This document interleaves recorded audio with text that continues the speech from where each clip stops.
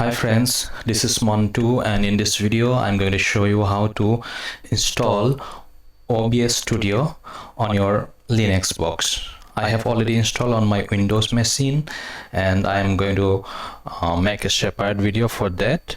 If you want to install on the Linux machine, you can follow this video. I have already installed in my Linux machine, and in this video I am going to show you the steps I used to install. Okay, so all the three steps you need to do. Okay, first you need to log into your machine with the root access, and then you need to run this command. Okay, so apt-updates, and then this is the second command you need to hit, and then again apt-update, and this is the third command. Okay, so these commands I'm going to write down in my description, so you can directly copy and you can use this command from the description.